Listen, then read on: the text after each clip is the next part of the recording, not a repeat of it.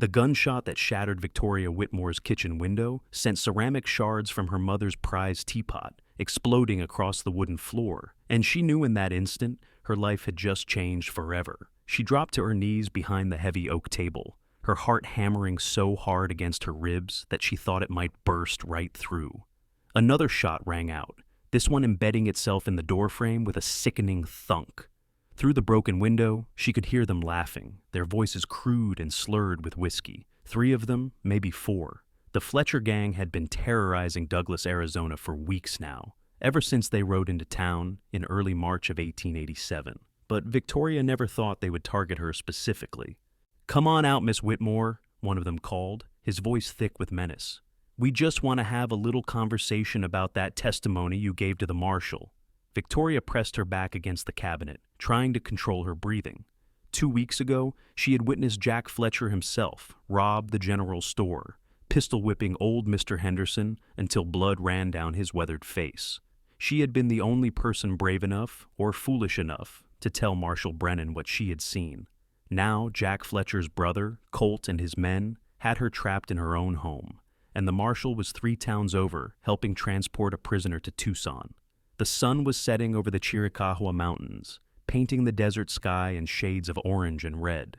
Victoria's small house sat at the edge of town, isolated enough that her screams would not carry to her neighbors. Her father had built this house before he died of consumption 5 years ago, and her mother had joined him in the ground just last winter.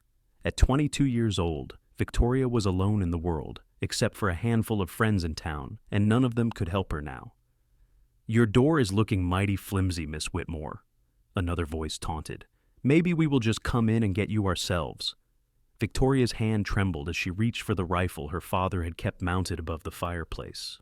She had never shot at a person before, only rabbits and the occasional coyote that got too close to her chickens. The weight of the Winchester felt foreign and terrifying in her hands. Could she actually pull the trigger if one of those men came through her door? Would she even have a choice? She heard boots on her porch, heavy and deliberate. The doorknob rattled. Victoria raised the rifle, her finger hovering near the trigger, tears streaming down her face. This was not how she had imagined her life would go. She had planned to marry Thomas Garrett, the banker's son, before she discovered he was already courting 2 other women in neighboring towns. She had planned to have children, to grow old in this house her father built, to live a quiet and peaceful life. The door shook as someone kicked it. Once, twice. The 3rd kick would probably break it open. Then she heard something that made her breath catch. Hoofbeats. Fast and getting closer. The men on her porch heard it too, because their attention shifted immediately. "Who the hell is that?" one of them muttered. Victoria risked a glance through the shattered window. A single rider was approaching at full gallop, silhouetted against the dying light. Even from a distance, she could see he sat tall in the saddle, his movements fluid and practiced. He wore a dark hat pulled low, and she caught the glint of something metal at his hip. "Just one man," Colt Fletcher said, and Victoria could hear the sneer in his voice. "This will be quick." But the rider did not slow down. If anything, he urged his horse faster. Victoria watched, transfixed, as he drew closer. She could make out more details now: broad shoulders, a dark duster coat that billowed behind him, a strong jawline shadowed with stubble. When he was still 50 yards away, his hand moved to his holster with practiced ease. The shot rang out clean and precise. One of the men on her porch howled and grabbed his shoulder, stumbling backward. The rider fired again, and another man dove for cover behind the water trough. "Get him!" Colt Fletcher roared. But the mysterious cowboy was already off his horse in one smooth motion, using the animal as cover while he advanced. His shooting was unlike anything Victoria had ever seen, controlled, accurate, deadly efficient. He was not shooting to kill, she realized. Every shot hit an arm or a leg, disabling but not murdering. It was the work of someone who had seen enough death to know exactly how much force was necessary. The gunfight lasted less than 2 minutes. When the smoke cleared, 3 of Fletcher's men were wounded and scrambling for their horses, while Colt Fletcher himself was pinned behind the water trough, his gun hand bleeding. "You have about 10 seconds to get on your horse and ride out of here," the cowboy called out. His voice was deep and steady, without a trace of fear or hesitation. "Or the next shot goes somewhere a lot less forgiving." Colt Fletcher cursed viciously, but he knew when he was beaten. He lurched to his feet, clutching his wounded hand, and staggered toward his horse. The other men were already mounted and fleeing. Within moments, all Victoria could see was dust on the horizon and the dark shapes of riders disappearing into the twilight. The cowboy stood in her yard for a long moment, his gun still drawn, making absolutely certain they were gone. Only when he was satisfied did he holster his weapon and turn toward her house. "Madam," he called out, "the name is Dillon Pierce. I am coming up to your door now, and I mean you no harm. You are safe." Victoria found she could not move. Her entire body was shaking so violently that the rifle rattled against the cabinet.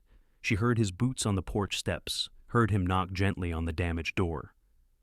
"Miss Whitmore, are you hurt?" She tried to answer, but her voice would not work. The door swung open slowly, and there he stood, backlit by the last rays of sunlight. Dillon Pierce was taller than she had realized, probably over 6 feet, with dark hair that curled slightly at his collar and eyes the color of whiskey. There was a hardness to his face, a weathered quality that spoke of years spent under the brutal sun and in situations far worse than this one. But his eyes, when they found hers crouched behind the table, held something gentle. "Easy now," he said softly, as though speaking to a spooked horse. He held his hands up, showing her he meant no threat. "It is over. They are gone." Victoria tried to stand, but her legs would not support her. The rifle clattered from her grip as the full weight of terror and relief crashed over her all at once. She would have fallen if Dillon Pierce had not crossed the room in 3 long strides and caught her, his strong arm steadying her with surprising gentleness. "I have got you," he said quietly. "You are all right now. Just breathe." She found herself leaning against his chest, her fists clenched in his dusty coat, struggling to pull air into her lungs. He smelled like leather and gunpowder and something else, something distinctly masculine and oddly comforting. He did not try to move her or rush her, just held her steady until her breathing began to slow. "That is it," he murmured. "Nice and slow. You are safe." When Victoria finally felt steady enough to stand on her own, she pulled back, suddenly embarrassed by her weakness. Dillon released her immediately, but stayed close enough to catch her if she fell again. "I am sorry," she managed, her voice hoarse. "I do not usually fall apart like that." "You just had 4 armed men trying to break into your home," Dillon said, and there was no judgment in his tone. "I would be worried if you were not shaken up." Victoria looked up at him properly for the first time.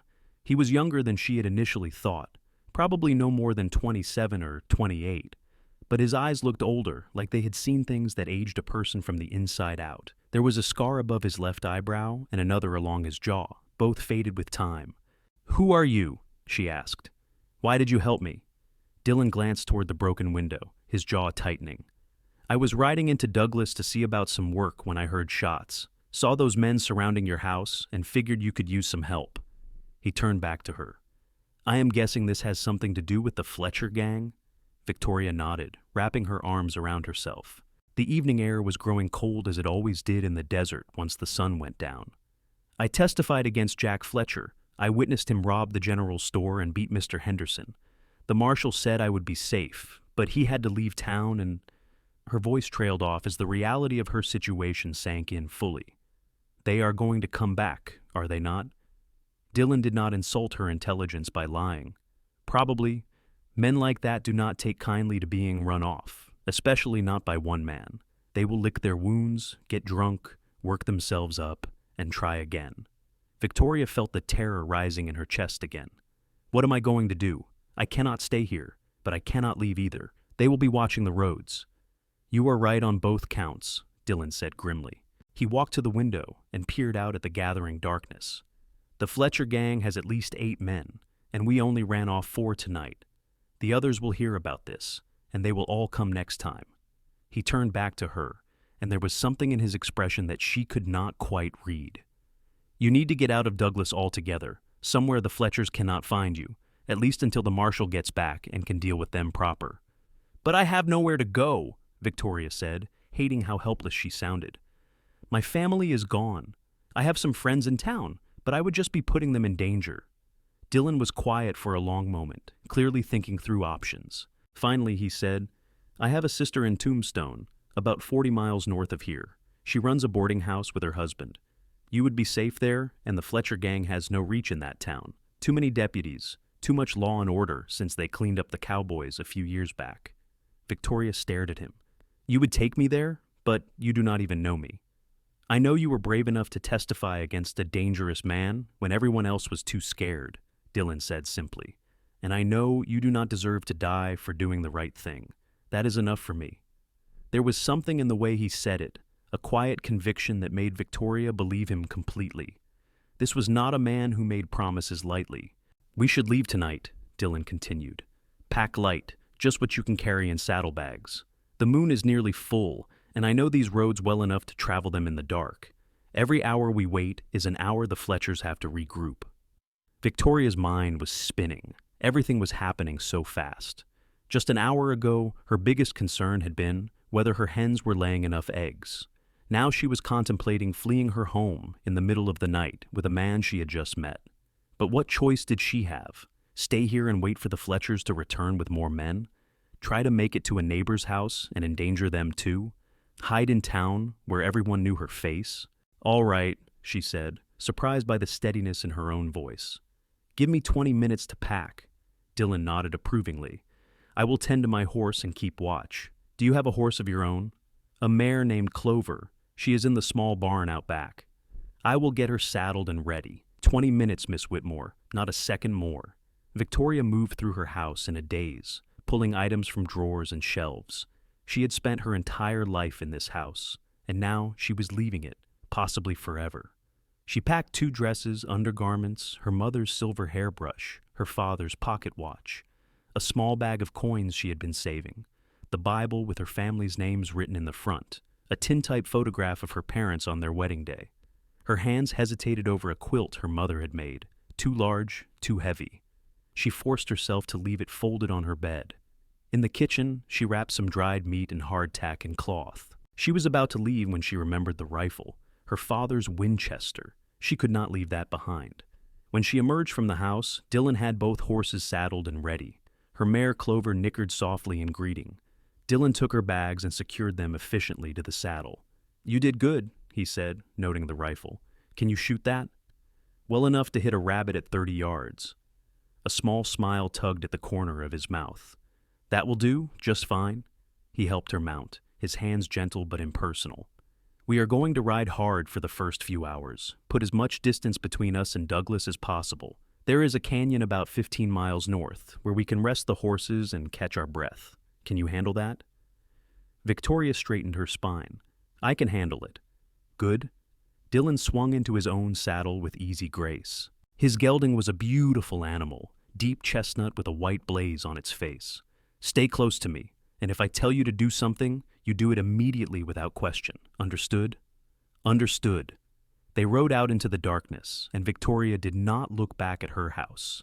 If she had, she might have lost her nerve completely.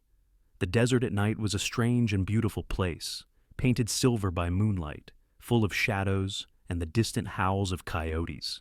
Dillon set a hard pace, but not so hard that the horses would founder. He rode like someone who had spent more time in the saddle than on the ground, his body moving with the rhythm of his horse as though they were one creature. Victoria focused on keeping up, on matching his pace, on not thinking about what she had left behind or what lay ahead. The cool night air stung her cheeks, and her thighs were already starting to ache from the pace, but she gritted her teeth and pushed on. They had been riding for perhaps an hour when Dillon suddenly raised his hand in a signal to stop. Victoria pulled Clover up beside him, her heart leaping into her throat. What is it? She whispered. Dillon did not answer, his head cocked to the side, listening. Then Victoria heard it too. Hoofbeats, behind them, multiple horses. Damn, Dillon breathed. They are tracking us. He turned to her, his expression grave. Can you ride faster than that? Yes. Then we run. Stay right on my tail, and whatever happens, do not stop. He spurred his gelding into a gallop, and Victoria did the same with Clover. The mare responded beautifully, her powerful legs eating up the ground beneath them. The hoofbeats behind them grew louder. Victoria risked a glance over her shoulder and saw torches in the distance. 3, maybe 4 riders. Eyes forward! Dillon shouted over the thunder of hooves. Trust your horse! The landscape flew by in a blur of silver and shadow. Victoria had never ridden so fast in her life, but fear gave her strength she did not know she possessed. Dillon led them off the main road, cutting across the open desert toward a dark shape in the distance that might have been the canyon he mentioned. The riders behind them were gaining. Victoria could hear shouting now, could almost make out words. Her heart felt like it would explode. Clover's breath was coming in great heaving gasps. "Almost there," Dillon called. "When we reach the canyon, follow me down and stay low." The canyon mouth appeared suddenly, a black gash in the earth. Dillon did not slow down, just guided his gelding down a steep trail that seemed to appear from nowhere. Victoria followed, her stomach lurching as Clover practically slid down the rocky slope. Loose stones scattered beneath their hooves, and for one terrifying moment, Victoria thought they would both tumble over the edge. But Clover found her footing, and then they were in the canyon bottom, sheltered by high walls on either side. Dillon had already dismounted and was pulling his rifle from its scabbard. "Get down and get behind those rocks," he ordered, pointing to a cluster of boulders. "Keep your head down and your rifle ready." Victoria slid from her saddle, her legs trembling so badly she nearly fell. She scrambled behind the rocks while Dillon took up a position that gave him a clear view of the canyon rim above. The hoofbeats stopped. Victoria could hear voices drifting down from above, though she could not make out the words. Then a shot rang out, ricocheting off the canyon wall dangerously close to where Dillon stood. He did not flinch, just raised his rifle calmly and returned fire. "Go back to Fletcher and tell him this woman is under my protection now," Dillon shouted up at them. "Anyone who wants to test that is welcome to try. One man cannot protect her forever," came the response. "I do not need forever," Dillon called back. "Just long enough to get her somewhere safe. You want to follow us all the way to Tombstone? You really want to explain to Virgil Earp why you are harassing innocent women in his town?" There was a long silence. The name Earp clearly carried weight, even with outlaws.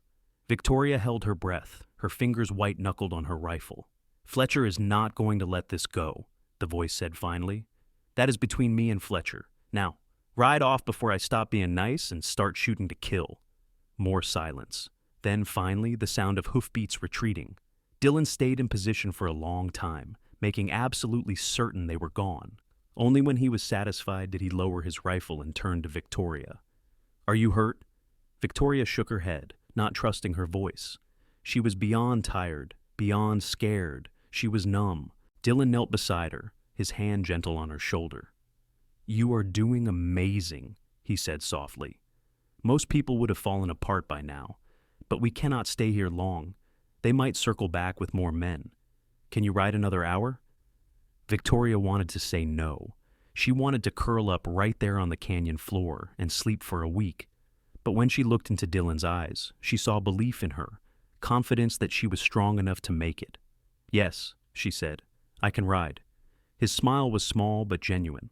"That is my girl." The words should not have warmed her the way they did, but Victoria felt a small flame kindle in her chest. His girl. As though she belonged to him, as though he claimed her, as though she was worth protecting.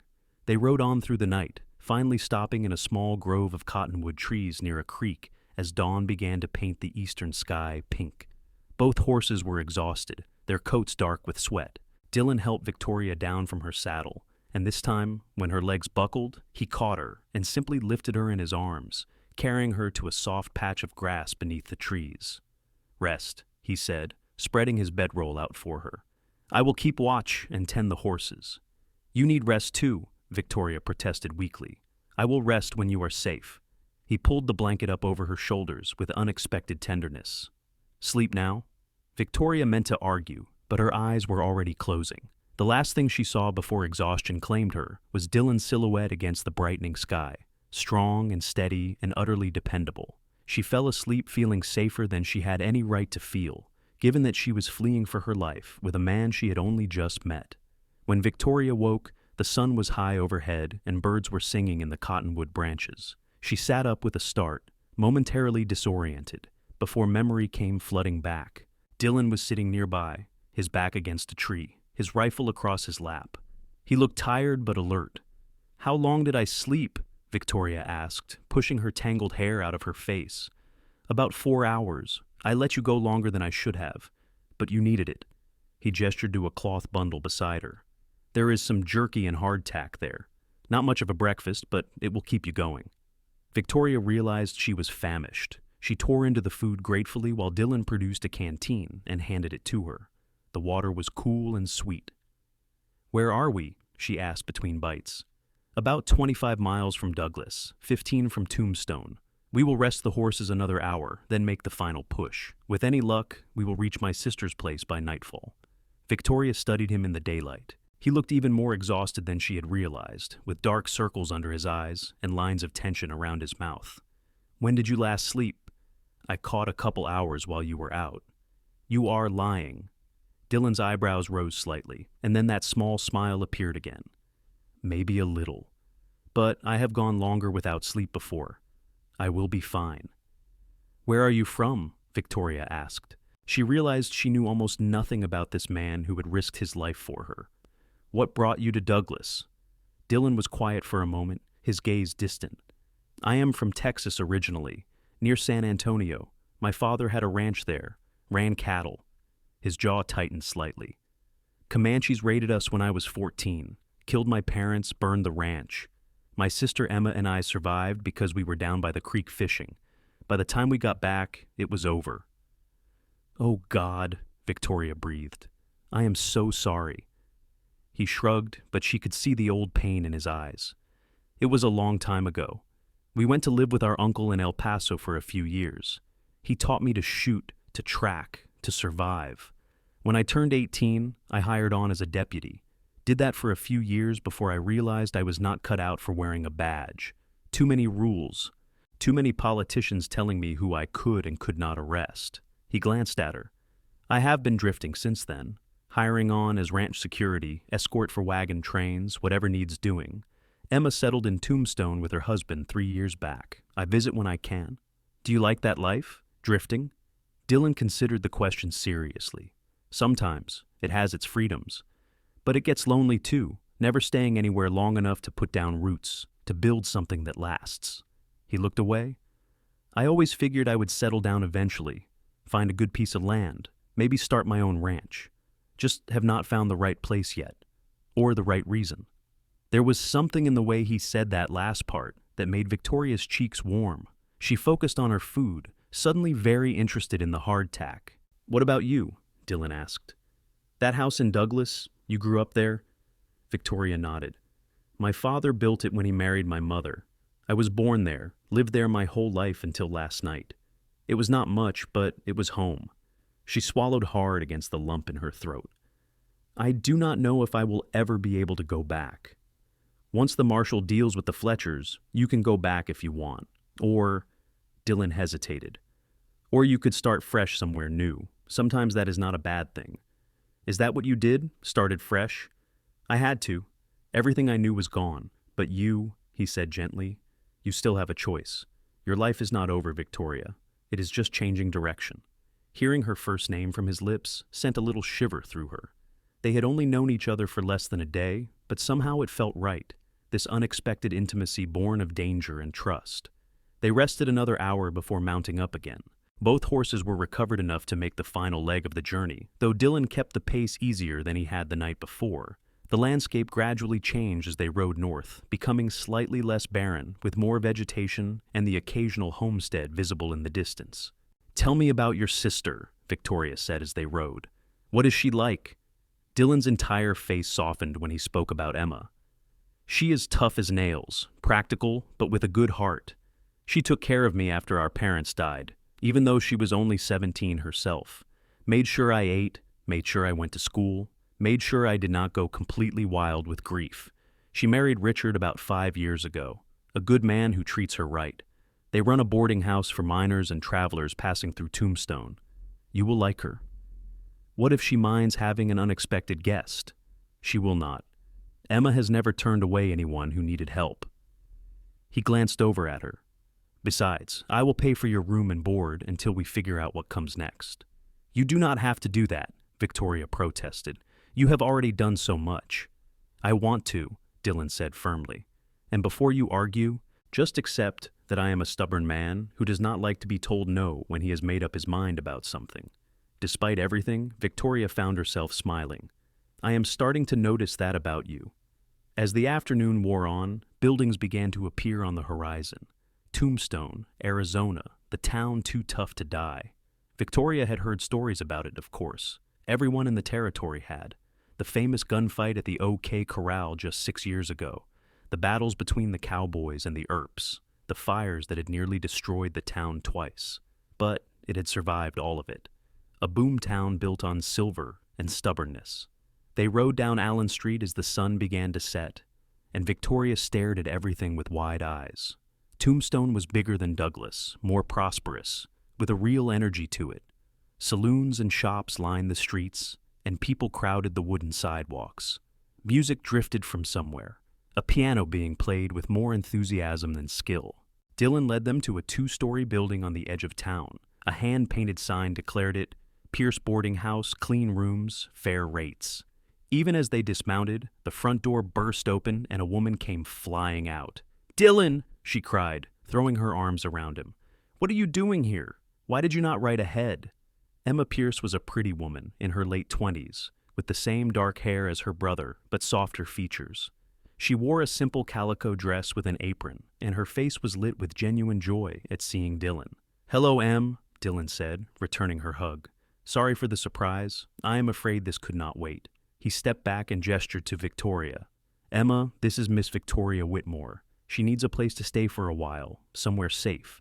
It is a long story, but the short version is the Fletcher gang and Douglas has it out for her, and I need her somewhere they cannot get to her." Emma's expression shifted immediately from joy to concern. She turned to Victoria, taking in her disheveled appearance and exhausted face, and her features softened with sympathy. "You poor thing," she said, coming forward to take Victoria's hands. "Of course you can stay here. Any friend of Dillon's is family to me." She shot her brother a look. "The Fletchers, that gang has a nasty reputation. What did you do, Dillon?" "Kept them from killing an innocent woman," Dillon said flatly. "I will explain everything once we get inside. Victoria needs food, a bath, and a proper bed, and I need to talk to you about the situation." Of course, of course." Emma immediately took charge, ushering Victoria toward the house. "Come on, dear. Let me get you settled. Dillon, bring the horses around back. Richard is in the barn. He will help you." The next hour passed in a blur for Victoria. Emma showed her to a small but spotlessly clean room on the second floor, then had hot water brought up for a bath. Victoria nearly wept at the luxury of washing away 2 days of dust and fear. Emma provided her with a clean nightgown and insisted she rest while Emma prepared supper. When Victoria finally made her way downstairs, feeling more human than she had in days, she found Dillon sitting at a large kitchen table with Emma and a kind-looking man who must have been Richard. They were deep in conversation, but all three looked up when she entered. "There she is," Emma said warmly. "Feeling better?" "Much better, thank you. You were very kind." Victoria hesitated in the doorway, suddenly shy. Dillon stood immediately, pulling out a chair for her. "Sit," he said. "Emma makes the best stew in Arizona." Victoria sat, acutely aware of Dillon's presence as he settled back into his own chair beside her. Emma served generous portions of beef stew with fresh bread, and Victoria discovered she was absolutely starving. As they ate, she told her story again, with Dillon filling in the parts she had missed. Emma and Richard listened with grave attention. "The Fletchers," Richard said when they finished, shaking his head. "They have been a problem for years. I am surprised the law has not dealt with them more permanently." "They are careful," Dillon said. "They hit small towns, places without much law enforcement, and they move around enough that no single marshal or sheriff feels responsible for bringing them in. But they are getting bolder." His hand clenched into a fist on the table. "Targeting Victoria for testifying crosses a line." "She will be safe here," Emma said firmly. "The Fletchers would be fools to try anything in Tombstone. We have 3 deputies and Marshal Earp himself comes through regularly." She turned to Victoria with a warm smile. "You stay as long as you need. I can always use an extra hand around the boarding house if you want to keep busy, just until you figure out your next step." "I would like that," Victoria said gratefully. "I do not want to be a burden." "You could never be a burden," Emma said. She glanced between Victoria and her brother, and something knowing flickered in her eyes. "Besides, something tells me you are going to fit in just fine around here." That night, Victoria lay in her clean bed in her safe room and tried to process everything that had happened. Just 48 hours ago, she had been in her own home, living her quiet life. Now she was in a strange town, dependent on the kindness of people she had just met, her entire future uncertain. But when she closed her eyes, she did not see the Fletchers or her abandoned home. She saw Dillon Pierce, silhouetted against the sunset, his voice steady and sure as he promised to keep her safe. She saw the way he had caught her when she fell, the gentleness in his hands despite his obvious strength, the way he had ridden through the night without rest to get her to safety. Victoria had thought she understood what it meant to be cared for, protected.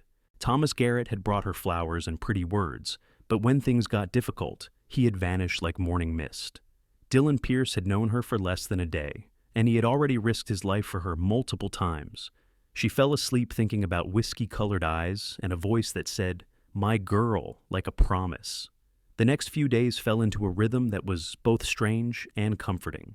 Victoria threw herself into helping Emma run the boarding house, grateful for work that kept her mind occupied. She helped with cooking, cleaning rooms, doing laundry. Emma was a patient teacher and a kind companion, filling the house with easy chatter and laughter. Dillon stayed too, taking a room down the hall from Victoria. He told Emma he wanted to make sure the Fletchers did not track them to Tombstone, that he needed to keep an eye on the situation.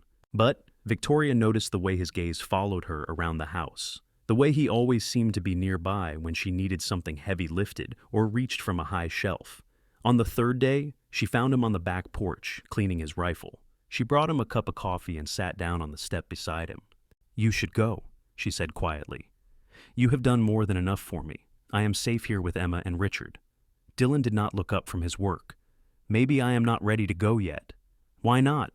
You said yourself you do not like staying in one place too long." He set the rifle aside and finally met her eyes. "Maybe I've found a reason to stay." Victoria's heart stuttered in her chest. "Dillon, I know," he said, and there was something almost painful in his expression. "I know it is too fast, too soon. I know you have been through hell, and the last thing you need is me complicating things. But I cannot seem to make myself leave, Victoria. Not yet." She should have told him to go. She should have protected herself, kept her distance, not let herself feel anything for this dangerous, complicated man who had crashed into her life like a thunderstorm. But when she looked at him, all she could think about was how safe she felt when he was near, how alive she felt when his eyes found hers across a room. "Then stay," she whispered. "Stay as long as you want." Something blazed in Dillon's eyes, hot and bright. He reached out slowly, giving her every chance to pull away, and tucked a loose strand of hair behind her ear. His fingers lingered on her cheek, calloused but gentle. "You are making it very hard to be a gentleman," he said, his voice rough. "Maybe I do not want you to be a gentleman." The words were out before Victoria could stop them, bold and reckless and completely unlike her usual self. But something about Dillon made her brave. Something about him made her want to take risks, to reach for what she wanted instead of waiting for life to happen to her. Dillon drew in a sharp breath. "Victoria, if we do this, if we start down this road, there is no going back. I am not a man for casual feelings. When I commit to something, to someone, I am all in. So you need to be sure." "I am sure," Victoria said, and she was. It was insane. It was too fast. It went against every rule of proper courtship she had ever been taught. But she was absolutely certain. "I am sure." Dillon's hand slid to the back of her neck, drawing her closer. "Then come here." When he kissed her, it was nothing like the chaste kisses Thomas Garrett had given her. This was heat and hunger and barely controlled need. Victoria gasped against his mouth, and Dillon took advantage, deepening the kiss until she forgot to breathe, forgot to think, forgot everything except the feeling of his lips on hers and his hand in her hair. When they finally broke apart, both breathing hard, Dillon rested his forehead against hers. "Hell," he breathed. "That was even better than I imagined." "You imagined this?" "Since the moment I saw you in that kitchen, looking fierce and terrified with that rifle in your hands." He pulled back just far enough to look into her eyes. "I thought you were the bravest damn woman I had ever seen. I still think so." Victoria laughed breathlessly. "I was scared out of my mind." Bravery is not about not being scared. It is about doing what needs to be done even when you are terrified. He brushed his thumb across her cheek. "You have that in spades." They sat together on the porch for hours, talking about everything and nothing. Dillon told her about his years as a deputy, the things he had seen, the people he had saved, and the ones he could not. Victoria told him about her parents, about growing up in Douglas, about her dreams of having a family and a home full of love and laughter. "That is all I ever wanted," she said as the sun began to set. "Something simple, a good man who loves me, children, a place to call home. Is that too ordinary?" "There is nothing ordinary about you," Dillon said fiercely. "And those dreams, they are the best kind. They are worth fighting for, worth protecting." He took her hand, lacing their fingers together. "I want those things too, Victoria. I have just been waiting to find the right person to build them with." The implication hung in the air between them, weighty and wonderful and terrifying. Victoria squeezed his hand. "Stay," she said again. "Not just for a few days. Stay and let us see where this goes. Let us see if we can build something together." "I am not going anywhere," Dillon promised. "Not without you." Over the next few weeks, Victoria and Dillon fell into an easy partnership. He found work as security for the local bank, a respectable position that used his skills without putting him on the wrong side of the law. Victoria continued helping Emma at the boarding house while beginning to explore what other opportunities Tombstone might offer. They courted properly, or as properly as two people who had already kissed could. Dillon took her on walks through town, bought her ribbon at the general store, sat with her on the porch in the evenings talking until the stars came out. Emma watched them with knowing smiles, clearly delighted to see her brother happy. But the shadow of the Fletcher gang still loomed. Every few days, Dillon would ride down to Douglas to check in with the marshal and see if there was news. The Fletchers had gone to ground after their failed attacks on Victoria, but Dillon knew they were still out there, still a threat. "I will not feel safe until they are behind bars or in the ground," he told Victoria one evening. They were sitting on the porch swing, Victoria tucked against his side with his arm around her shoulders. "I just want it to be over," Victoria said quietly. "I want to be able to go back home, or move forward without constantly looking over my shoulder." "It will be," Dillon promised. "The marshal knows what they did. He is building a case against them. It is just a matter of time." Time passed, and spring turned to early summer. The days grew hotter, and Victoria grew more comfortable in her new life. She made friends among the other shopkeepers and residents of Tombstone. She learned to bake Emma's famous apple pie. She fell more in love with Dillon Pierce every single day. They had not spoken of marriage yet, but it hung in the air between them, an inevitable conclusion to the story they were writing together. Victoria could see it in the way Dillon looked at her, in the way he touched her with careful restraint, in the way he made plans that always included her. Then, on a bright June morning, everything changed. Victoria was hanging laundry in the backyard when she heard horses approaching fast. She looked up to see Dillon and Marshal Brennan from Douglas riding hard toward the boarding house. Her heart leaped into her throat. Dillon looked grim, and the marshal's face was dark with anger. "What happened?" Emma called from the back door, having heard the commotion. Dillon dismounted quickly, his eyes finding Victoria immediately.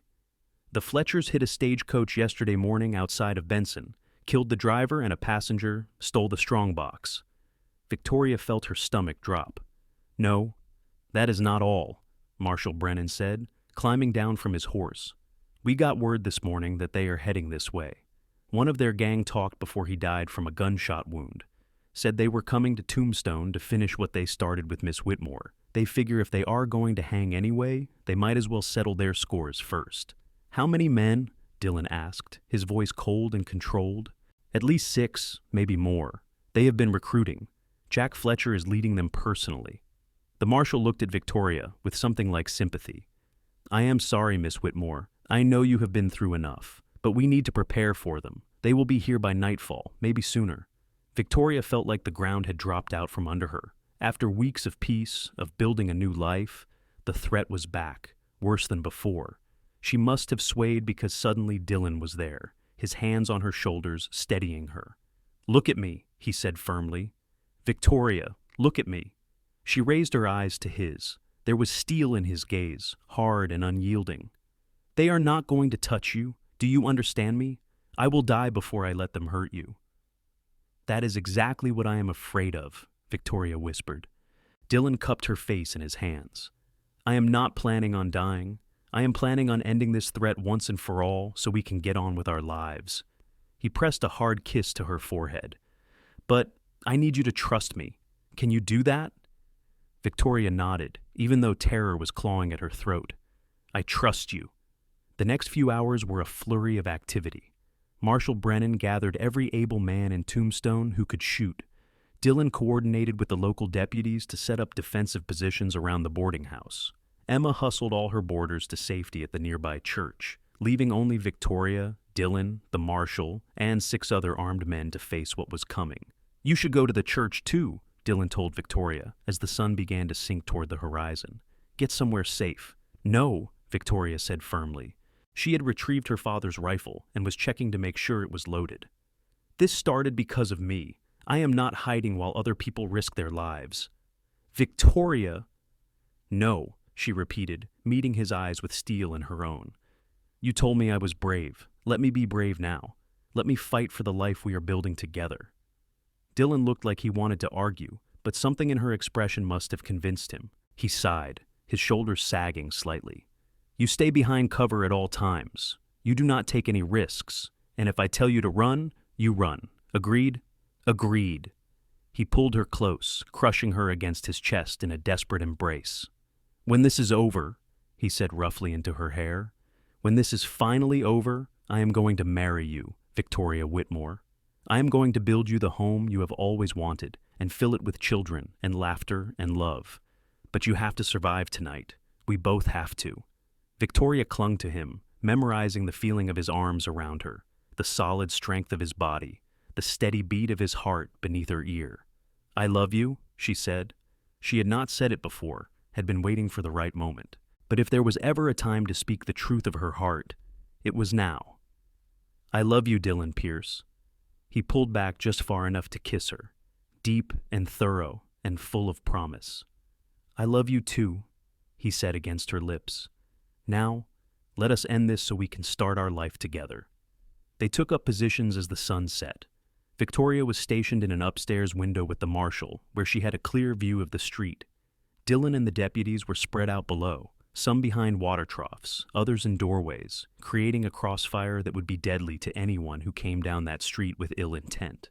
The wait was excruciating. Every minute felt like an hour. Victoria's hands were slick with sweat on her rifle, her heart pounding so hard she thought everyone must be able to hear it. Then, in the gathering darkness, she saw them. 8 riders, approaching at a steady pace. They were not trying to be subtle. They rode down the middle of Allen Street like they owned it, and at the front rode a man who could only be Jack Fletcher himself, big and mean-looking, with a scar running down the side of his face. "That is far enough," Marshal Brennan called out from the window. "Jack Fletcher, you are under arrest for robbery, murder, and attempted murder. Throw down your weapons and surrender." Fletcher's laugh was ugly and cruel. "I do not think so, Marshal. I am just here to collect what is owed to me. That woman up there testified against me, made me look like a fool. I do not take kindly to that." "You made yourself look like a fool when you started robbing and killing," Brennan shot back. "Last chance. Surrender now, or we will put you down like the dogs you are." "There are 8 of us, and how many of you?" Fletcher sneered. "We have got you outgunned, old man." "Actually," Dillon's voice rang out from below, calm and deadly, "you are surrounded, and I think you will find we are not as easy to kill as stagecoach drivers and unarmed shopkeepers." Fletcher's eyes narrowed as he spotted Dillon. "The cowboy from Douglas. You have been a thorn in my side for weeks now. Maybe I will kill you first. Let your woman watch. You are welcome to try." The standoff lasted another heartbeat. Then Fletcher went for his gun.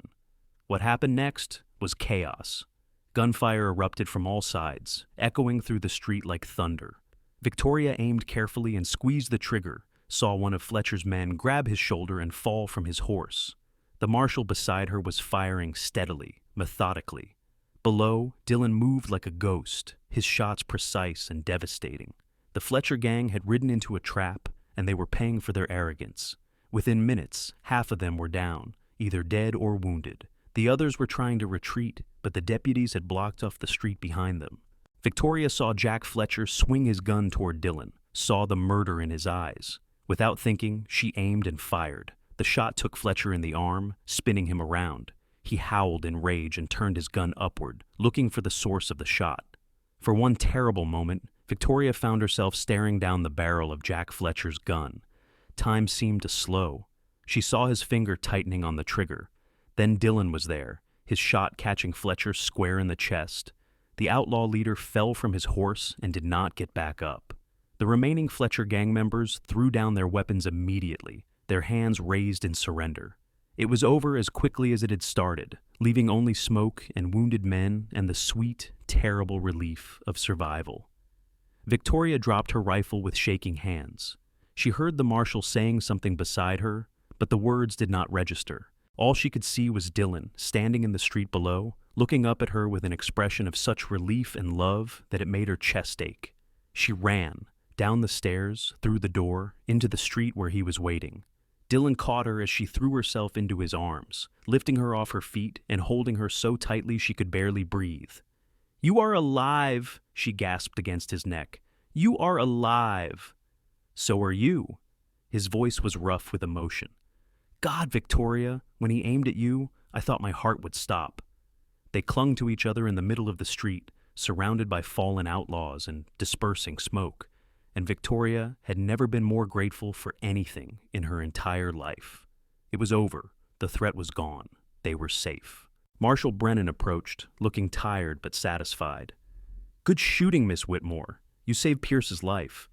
"She saved all of us," Dillon said, still not letting her go. "She was incredible." "Well, the Fletchers are done for," Brennan said. "Jack is dead, and the rest will hang for murder and robbery. You can go home now, Miss Whitmore, if you want. Or," he glanced between her and Dillon with a knowing smile, "or you can stay here and build a new home. Either way, you are safe now." Victoria pulled back just far enough to look up into Dillon's face. "What do you think? Where should we build our home?"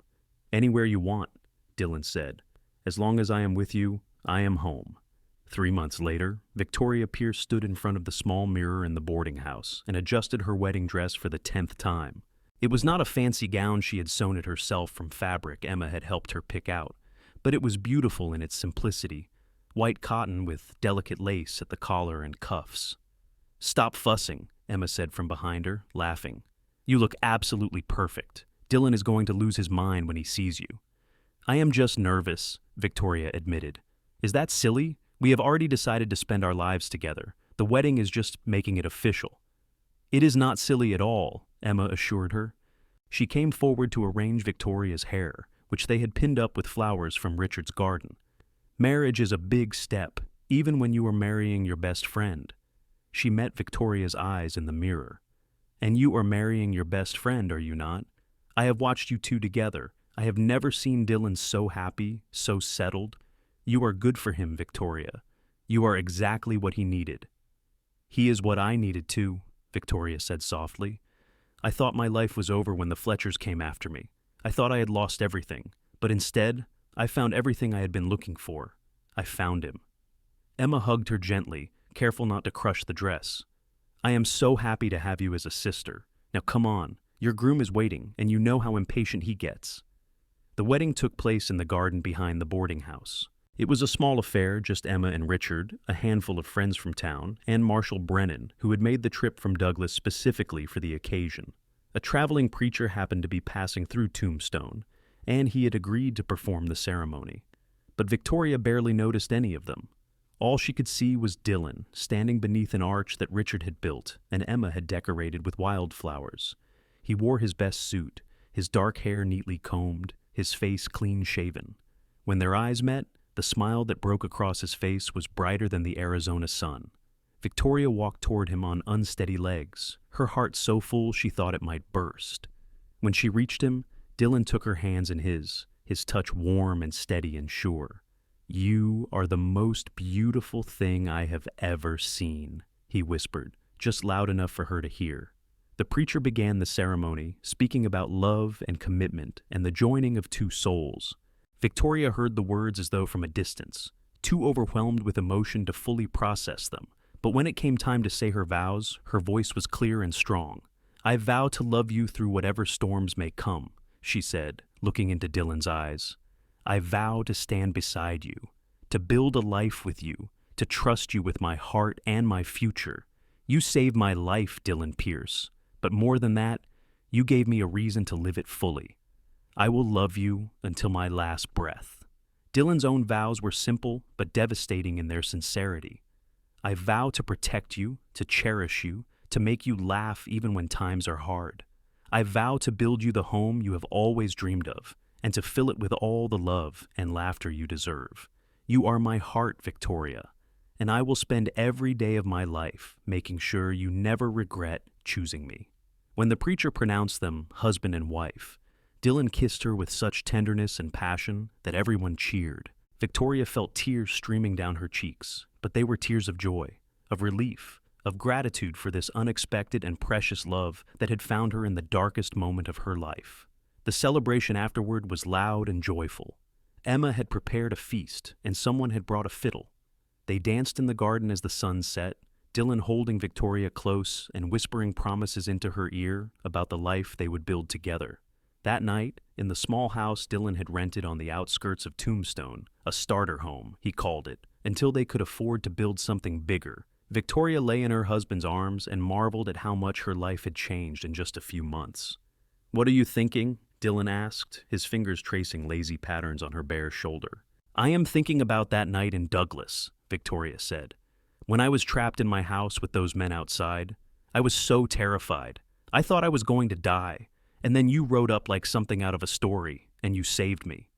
"You saved yourself," Dillon countered. "You were the one who had the courage to testify. You were the one who stayed strong through everything that came after. I just cleared the path a little." "You did more than that." Victoria propped herself up on her elbow so she could look at him properly. "You gave me a future, Dillon.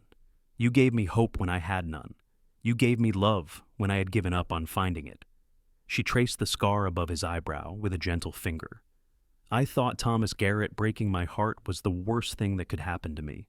But now I am grateful for it, because if he had not, I might have married him and never known what real love felt like." Dillon caught her hand and pressed a kiss to her palm. "I used to think I was too broken for this," he admitted quietly. "After everything I had seen, everything I had done, I thought I did not deserve a normal life, a good woman, a real home. I thought I was meant to just drift forever." His eyes met hers, golden in the lamplight. "And then I heard those gunshots and saw you in that window with your rifle, and something in me just knew. This was what I had been looking for. You were what I had been looking for." They made love again, slow and tender, and afterward Victoria fell asleep, wrapped in her husband's arms, safer and more content than she had ever been in her life. The months that followed were busy and wonderful. Dillon continued working at the bank while saving every penny he could. Victoria took a job teaching at the small school in Tombstone, discovering she had a gift for working with children. They saved and planned and dreamed together. Then, one bright morning in early spring of 1888, Dillon came home with news that made Victoria's heart leap. "I found it," he said, sweeping her up and spinning her around. "I found our land." "What? Where?" "About 5 miles north of town. 20 acres with a creek running through it, and a view of the mountains that will take your breath away. The family that owned it is moving back east, and they are willing to sell for a price we can actually afford." He set her down, his hands on her shoulders, his eyes blazing with excitement. "We can build our house there, Victoria, our real house. We can start our ranch, raise our family. Everything we talked about." Victoria threw her arms around him, laughing and crying at the same time. "Yes, yes, absolutely yes." They spent the next year building their dream. With help from Richard and some hired workers, Dillon constructed a beautiful house from local timber and stone. It was not huge, but it was well built and solid, with 3 bedrooms and a large kitchen and a porch that wrapped around 2 sides. Victoria planted a garden and chose furniture and made curtains, turning the house into a home. They bought cattle and horses, started building a herd. Dillon proved to have his father's gift for ranching, and the business began to thrive. Victoria continued teaching, riding into town 3 days a week while Dillon worked the ranch. It was hard work, but it was good work, the kind that left them tired but satisfied at the end of each day. And then, in the fall of 1888, Victoria realized she was pregnant. She told Dillon one evening as they sat on their porch watching the sunset paint the mountains gold and red. He went absolutely still, his hand frozen on the armrest of his chair. "You are sure?" he finally asked, his voice strangled. "I am sure. The doctor in town confirmed it. We are going to have a baby, Dillon." He turned to look at her, and Victoria saw tears streaming down his face. In one motion, he was out of his chair and kneeling in front of her, his hands gentle on her still flat stomach. "A baby," he whispered in wonder. "We are going to have a baby." "Are you happy?" Victoria asked, even though she could see that he was. Happy does not even begin to cover it. He looked up at her with so much love, it made her chest ache. "You have given me everything, Victoria. A home, a purpose, a future, and now a child. I do not know what I did to deserve you, but I will spend the rest of my life being grateful." Their son was born in May of 1889, a healthy baby boy with dark hair and his father's strong features. They named him Jacob Daniel Pierce, and from the moment Dillon held him, Victoria knew she had never seen a man more besotted. He was a natural father, patient and gentle and utterly devoted. Life settled into a beautiful rhythm. The ranch prospered. Jacob grew from a baby into a toddler, then a little boy full of energy and curiosity. 2 years after Jacob, they had a daughter they named Sarah Rose. Then, 3 years after that, another son named Matthew. Emma and Richard visited often, and their children played together in the yard while the adults sat on the porch and talked. Marshal Brennan stopped by whenever he was in the area, always bringing candy for the children and news from Douglas.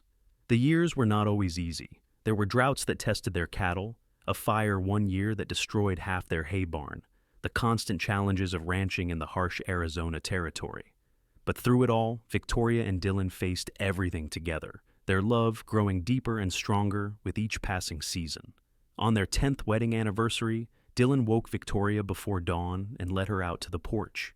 They sat together in the pre-dawn darkness, wrapped in blankets, watching as the sun slowly painted the sky in brilliant colors. "Do you ever think about that night?" Dillon asked quietly. "The night we met?" "Sometimes," Victoria admitted. "When I am rocking one of the children to sleep, or working in my garden, or just sitting here with you. I think about how terrified I was, how certain I was that my life was over." She leaned her head against his shoulder. "I never imagined it was actually just beginning." "I think about it too," Dillon said. "I think about how close I came to just riding past your house that night. I almost did not stop. I thought it was probably just someone firing at coyotes or celebrating. But something made me check, some instinct I will be grateful for until the day I die." He turned to face her, taking her face in his hands the way he had the first night. "You are the best thing that ever happened to me, Victoria Pierce. These 10 years with you have been worth 100 lifetimes of anything else.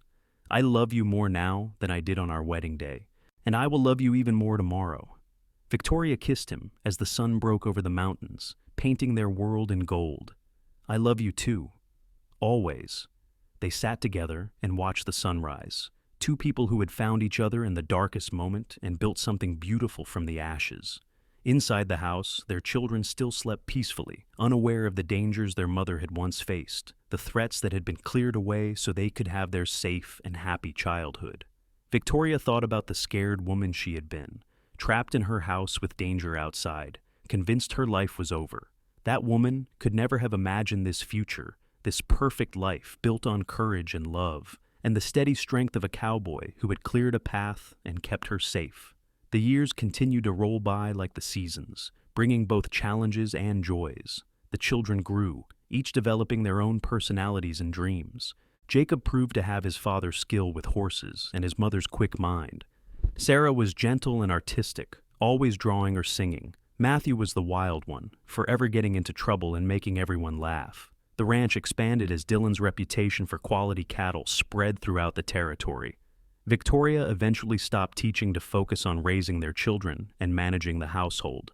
Though she never lost her love of learning, she made sure all 3 children could read and write and do mathematics before they even started at the school in town. On warm summer evenings, the whole family would gather on the porch after supper. Dillon would tell stories about his adventures before settling down, carefully editing out the more dangerous parts for young ears. Victoria would read from books ordered from back east. The children would chase fireflies in the yard while their parents watched with contented smiles. There were hard times, too. They lost a child, a little girl named Emma after Dillon's sister, when Victoria was 7 months pregnant. The grief nearly broke them both, but they clung to each other and their other children and somehow survived. Emma Pierce traveled from Tombstone to stay with them for a month, helping with the children and the household, while Victoria recovered physically and emotionally. It was during those dark weeks that Victoria truly understood what it meant to have family, to have people who showed up when times were hard and stayed until the worst had passed. 2 years after losing baby Emma, Victoria discovered she was pregnant again. This time, she was terrified, unable to shake the fear that something would go wrong. Dillon was incredibly gentle with her, never leaving her side more than necessary, hiring help for the ranch so he could spend more time with his wife. When she went into labor in the spring of 1897, Victoria was convinced she would lose this baby too. But instead, after a long and difficult birth, she delivered healthy twin girls. They named them Grace and Hope because that was what their arrival had brought back into Victoria's heart. By the time the new century dawned in 1900, the Pierce Ranch was one of the most prosperous in southern Arizona. Jacob was 11, already talking about taking over the ranch someday. Sarah was 9, drawing beautiful pictures that Victoria carefully preserved in a trunk. Matthew was 6, as wild and wonderful as ever. And the twins were 3, identical in appearance but completely different in personality.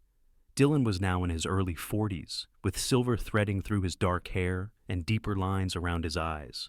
Victoria was 35, her figure softer after 5 children, but her spirit as strong as ever. They had grown into their love, comfortable and easy with each other, in a way that only came from years of partnership. One evening in late summer, after all the children were finally asleep, Victoria and Dillon sat on their porch as they had countless times before. The night was warm and clear, stars scattered across the sky like diamonds. "Do you ever miss it?" Victoria asked. "The excitement, the adventure, the traveling? Do you ever feel trapped by all this?" She gestured at the house, the land, the quiet domestic life they had built. Dillon was quiet for a moment, considering her question seriously. "I used to think I needed excitement to feel alive," he finally said. "I thought settling down would be boring, suffocating. But you know what I have learned? Real adventure is not about gunfights and danger. It is about building something that lasts. It is about raising children who will change the world. It is about waking up next to the same woman for 20 years and still finding new reasons to love her." He took her hand, his thumb tracing familiar patterns on her skin. "This life we have built, Victoria. This is the greatest adventure I could ever ask for. And I have never felt trapped, not for one single day." Victoria felt tears prick her eyes. After all these years, he could still make her heart flutter with just a few words. "I feel the same way. Sometimes I look at our children, at this beautiful home, at the life we have created, and I can hardly believe it is real. That scared girl hiding in her house in Douglas, she could never have imagined all this." "That scared girl had more courage than she knew," Dillon said. "She stood up to dangerous men. She risked everything to do what was right. She left her home and started over in a strange place. She was braver than any gunslinger I ever met." "I had help," Victoria pointed out. "A cowboy rode in and cleared a path for me. And you walked that path with your head held high. All I did was give you the chance. You did the rest." They sat in comfortable silence for a while, just enjoying each other's presence and the peaceful night. From inside the house came a small cry, one of the twins having a bad dream. Before Victoria could move, Dillon was on his feet. "I will go," he said. "You have been with them all day. Rest." Victoria watched him disappear into the house and emerge a few minutes later, with Hope cradled in his arms, her head on his shoulder, already drifting back to sleep. He sat back down, rocking the little girl gently. "She just needed to know someone was there," he said softly. Victoria looked at her husband holding their daughter, the strength of his arms gentle around such a tiny person, and her heart swelled with love, so intense it was almost painful. This was what mattered, not wealth or status or exciting adventures. This, a good man who held his children when they cried, a partner who shared the burdens and the joys equally, a love that had weathered storms and come out stronger. The years continued their steady march. The children grew into young adults with their own dreams and ambitions. Jacob did indeed take over more and more of the ranch operations, showing a natural gift for the work. Sarah surprised everyone by declaring her intention to become a teacher like her mother had been. and Victoria helped her prepare for the examinations. Matthew, their wild child, proved to have a talent for working with horses. He could gentle the most stubborn animal, and soon people from across the territory were bringing him horses to train. The twins, as they grew, developed distinct personalities. Grace was studious and serious, while Hope was outgoing and charming. Emma and Richard grew older too, eventually passing the boarding house to their own children to run. They built a small house near the Pierce Ranch, wanting to spend their final years close to family. Dillon's sister became like a second mother to Victoria, the two women spending long afternoons talking and laughing and watching the children play. Marshall Brennan retired and also moved to the area, building a small cabin where he could fish and enjoy his final years in peace. He often stopped by the ranch to play checkers with Dillon and bounce grandchildren on his knee, though he insisted they call him Uncle Ben rather than Marshall. In 1905, when Victoria was 40, Jacob married a sweet girl from Tombstone named Clara. They built a house on the ranch property, and within a year, Victoria and Dillon were grandparents to a baby boy named Dillon Jr. Holding her grandson for the first time, Victoria understood in a whole new way what legacy meant. This child would grow up hearing stories about his grandparents, about the cowboy who had saved his grandmother, and the love that had built this ranch and this family. 2 years later, Sarah married a teacher she had met during her studies and moved to Phoenix, though she visited often. Matthew married at 21, bringing home a rancher's daughter who fit into the family as though she had always been there. The twins, the babies of the family, were the last to leave home. Grace went to school back east, sending long letters describing her studies and the strange new world of the cities. Hope married a local boy and stayed nearby, building a house just a few miles down the road. By 1910, the house that had once rung with children's laughter was quiet again. Just Victoria and Dillon, coming full circle to where they had started, two people who loved each other, building a life together. Except now, they had decades of memories, a whole family of children and grandchildren, and the satisfaction of knowing they had done what they set out to do. They built something that lasted. One evening, as they sat on their porch watching yet another sunset, Dillon turned to Victoria with a soft smile. "Do you know what day it is?" Victoria thought for a moment, then laughed. "I cannot believe I forgot. 22 years ago today, we got married." 22 years, Dillon marveled. "It feels like yesterday, and a lifetime ago, all at once." He reached into his pocket and pulled out a small box. "I got you something." Victoria opened it to find a delicate silver bracelet with 5 small charms, one for each of their surviving children. She felt tears well up as she recognized Dillon's thoughtfulness. "It is perfect," she whispered as he fastened it around her wrist. "Not quite," Dillon said. He pulled out another small charm, this one shaped like a tiny angel. "For the daughter we lost. She is still part of our family, still part of our story." Victoria let the tears fall freely then, touched beyond words. Even after all these years, Dillon could still surprise her with his tenderness, his understanding of what mattered most. "I love you," she said.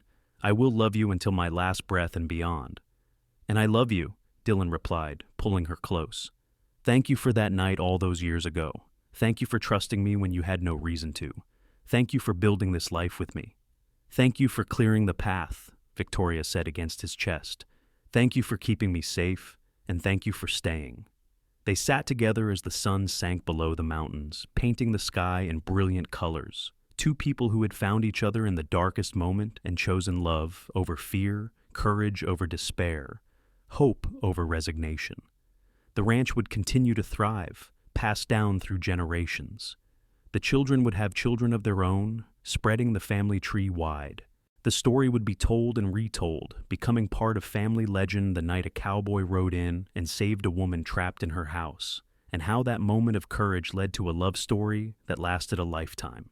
But at that moment, sitting on the porch of the house they had built together, surrounded by the land they had tamed and nurtured, Victoria and Dillon were simply two people in love, grateful for every day they had been given, every challenge they had overcome, every moment of joy they had shared. The sun set fully, stars emerging one by one in the darkening sky.